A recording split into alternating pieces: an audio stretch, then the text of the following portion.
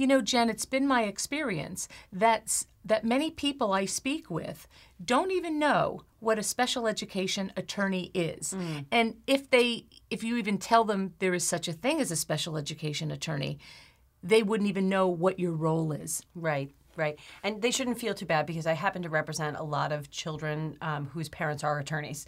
So it's not an area that most law schools really teach special education law. And so it's not terribly shocking to me that there are parents, many parents, probably most, who don't even understand that there is this kind of practice of the law.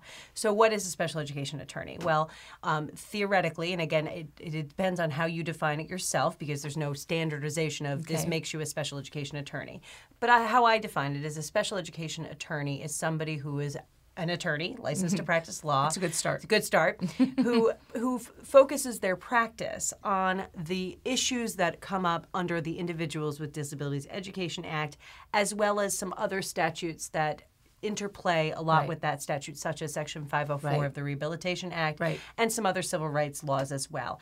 In my experience, you can do that in one of two ways. You can do it as I do it, where I represent the parent and the children, or you can do it where you're a special education attorney who represents school districts. So, you know, you could be a special education attorney but be a school district's special education attorney. Many of those professionals also do other aspects of education law, such as labor, employment, et cetera, whereas many, if not most of the people who I interact with who represent parents tend to focus on just that IDEA 504 piece.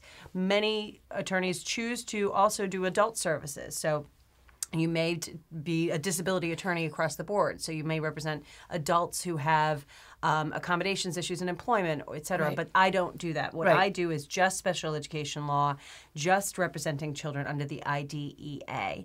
And what's my role? My role is when a parent is in a dispute with their school district about whether their child requires special education services or whether the services they're getting are appropriate, they bring me in.